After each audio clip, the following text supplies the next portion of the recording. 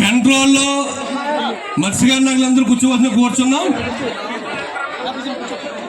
సంక్షేమానికి సామాజిక న్యాయానికి మరో పేరు అయినటువంటి గౌరవ ముఖ్యమంత్రి శ్రీ వైఎస్ జగన్మోహన్ రెడ్డి గారికి నమస్కారం తెలుపుతూ ఈ వేదికను అలంకరించిన పెద్దలు పార్లమెంటు సభ్యులు శ్రీ వంగాగీత గారు మరియు ఇక్కడి నుంచి తొందరలో పోటీ చేస్తున్న శాసనసభ సభ్యురాలు ఎంపీ రాజ్యసభ ఎంపీ మూర్దేవ్ గారు, నెక్స్ట్ పార్లమెంట్ అభ్యర్థి శ్రీ సునీల్ గారు, ఎమ్మెల్యే పెన్నెం దొరబాబు గారు, అలాగే ఈ కార్యక్రమానికి విచ్చేసిన మత్స్యకారుల నాయకులు, సోదరీమణులు, జెడ్పీటీసీ, ఎంపీటీసీ మరియు శ్రేయోభిలాషులు, ఆత్మీయులు అందరికీ కూడా నమస్కారం.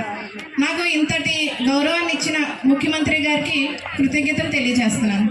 మరి మనందరికీ తెలిసిందే ఏమండి, గౌరవ ముఖ్యమంత్రి గారు ఆయన సుదీర్ఘ పాదయాత్రలో అందరినీ, అంటే పాదయాత్ర చేస్తూ అందరినీ టచ్ చేసుకుంటూ వెళ్ళి వాళ్ళ సమస్యలు తెలుసుకొని అప్పుడు ఏం చేస్తే ప్రతి సామాజిక న్యాయానికి, అంటే సామాజిక వర్గానికి న్యాయం జరుగుతుందో అనే దృష్టిలో పెట్టుకొని ఈ పథకాలన్నీ రూపొందించారు.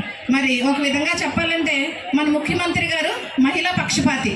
ఎందుకంటే పథకాలన్నీ కూడా మహిళలకే పెట్టారు, అవునండి? సో అందుకోసం ఒకసారి జై జగన్ చెప్పండి. ఓకే, మత్స్యకార సామాజిక వర్గానికి చెందిన పురుషులందరూ కూడా మరి చేపల వేటకు కానీ వేరే ఇతర వ్యాపారాలు చేస్తుంటే మరి కుటుంబం భారం అంతా కూడా ఎవరు మోస్తారు? మహిళలు మోస్తారు. గీతా విశ్వనాథ్ గారు మాటలు విన్నారు. సో మేడం గారి కోసం ఒక లైను: ఎత్ర నార్యస్య పూజంతే రమంతే తత్ర దేవత ఇతరస్య నా పూజ్యంతే పుణ్యకర్మ నిష్ఫలే అన్నారు పెద్దలు. అంటే ఎక్కడైతే మహిళ పూజింపబడుతుందో, గౌరవింపబడుతుందో అక్కడ దేవతలు నివసిస్తారు. అలాగే ఆ ఊరు ప్రజలందరూ కూడా చల్లగా ఉంటారు.